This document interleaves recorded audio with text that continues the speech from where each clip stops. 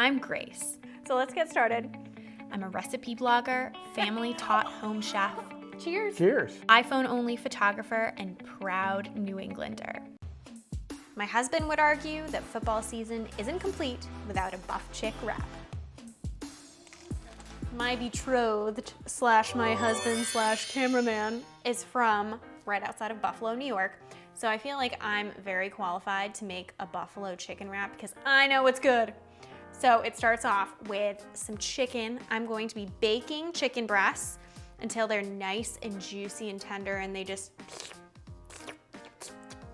suck up that sauce. So this is what you do. You're just gonna take your chicken breasts, put them on a baking sheet, put a little bit of pepper on them, little salt, and pop them in the oven, 425 degrees for 17 to 20 minutes. Pop them in the oven, 425 degrees for 17 to 21 minutes until they come out 165 degrees or higher.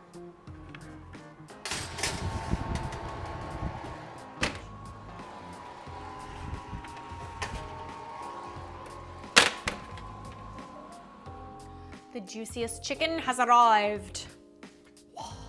So after it rests for just a couple of minutes, you want to take your chicken and you're just gonna give it a good shred, kind of like this. Just pull it apart into bite-sized shreds. Look how juicy. Oh, look at that.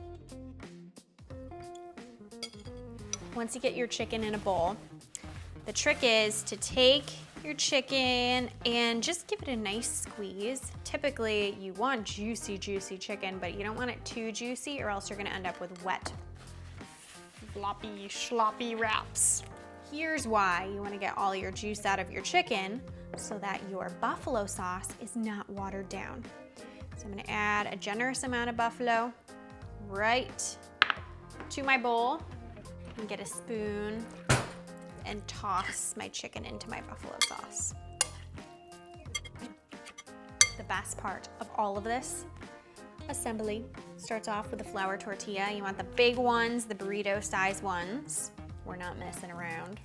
And I'm gonna start off with some iceberg lettuce, which is really classic for buff chick wraps. And I'm gonna put all of our ingredients kind of in the center of your tortilla. Next up, I'm going to do our chicken.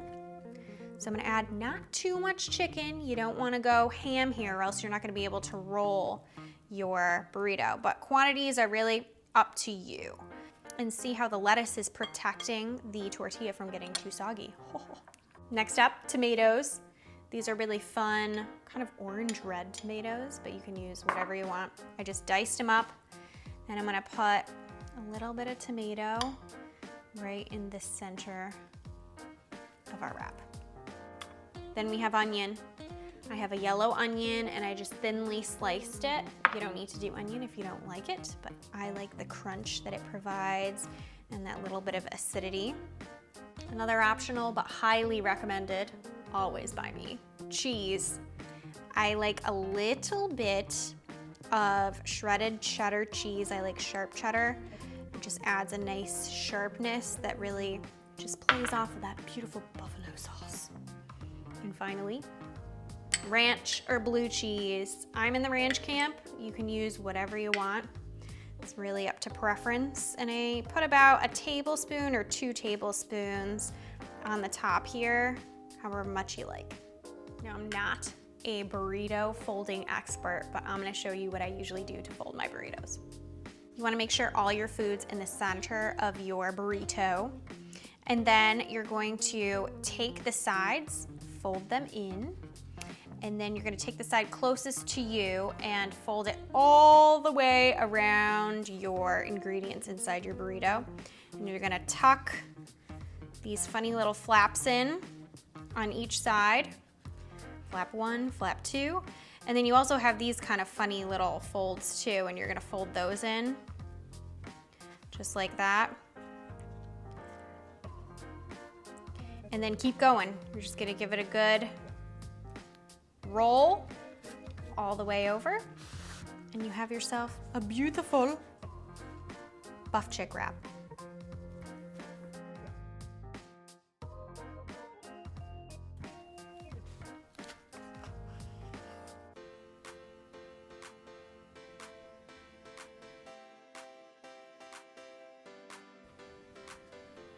Let's go for it.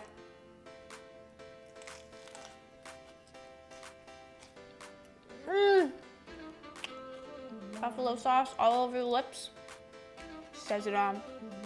I can't wait to share this with the man behind the camera because he's gonna flip. Check this out on tastefullygrace.com. You won't regret it.